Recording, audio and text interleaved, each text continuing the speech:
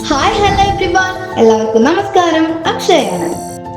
ഞാൻ ഇന്ന് പറയാൻ പോകുന്നത് ടാറ്റ പവറിനെ കുറിച്ചാണ്. ഇതൊരു പവർ സെക്ടർ കമ്പനിയാണ്. ഇവർ പവർ ജനറേറ്റ് ചെയ്യുന്നത് thermal energy, solar energy, wind energy ഡാമുകളിൽ നിന്നുമൊക്കെയാണ്.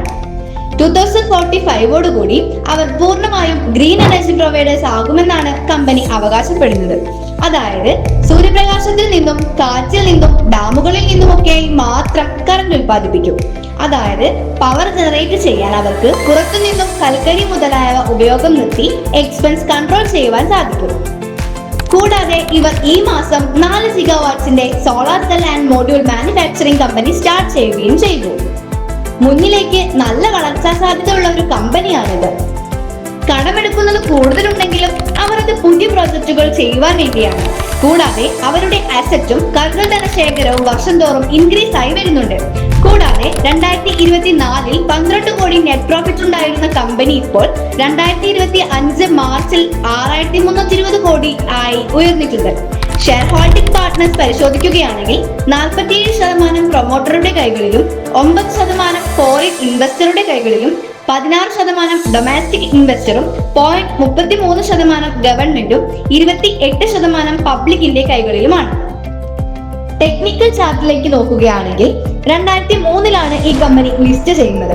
അന്ന് 10 രൂപ റേഞ്ചിൽ ഉണ്ടായിരുന്ന സ്റ്റോക്ക് 5 കൊല്ലം കൊണ്ട് 2008 150 രൂപ റേഞ്ചിൽ വന്നു.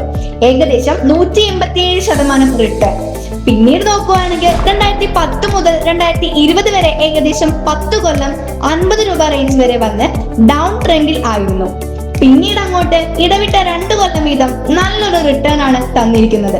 അതായത് 2020 മുതൽ 2022 വരെ 50 നിന്നും 200ലേക്കും 2023 മുതൽ 2025 വരെ 200 നിന്ന് 400ലേക്കും ഏകദേശം ഇരട്ടിയിലധികം റിട്ടേൺ ഇൻവെസ്റ്റേഴ്സ് കൊടുത്തിട്ടുണ്ട്. ഇപ്പോൾ സ്റ്റോക്ക് 413 രൂപ റേഞ്ചിലാണ് ട്രേഡ് ചെയ്യുന്നത്. അടുത്ത 2 കൊല്ലത്തേക്ക് ഒരു അപ്വേർഡ് മൂവ്മെന്റിന് സാധ്യതയായിട്ടാണ് എനിക്ക് തോന്നുന്നത്. കുറച്ചു നാളത്തേക്ക് വാങ്ങി വിൽക്കുവാനാണ് ഉദ്ദേശിക്കുന്നതെങ്കിൽ 385 ആണ് സപ്പോർട്ട് ലെവലായി കണ്ട് നിങ്ങൾക്ക് കൂടുതൽ പഠിക്കാവുന്നതാണ്. ഷോർട്ട് ടേമിലേക്ക് 450 റേഞ്ച് വരെ പോകാൻ സാധ്യത കാണുന്നുണ്ട്. ഇതൊരു സ്റ്റോക്ക് റെക്കമെൻഡേഷൻ അല്ല, എന്റെ ഒരു വ്യൂ പോയിന്റ് മാത്രമാണ്.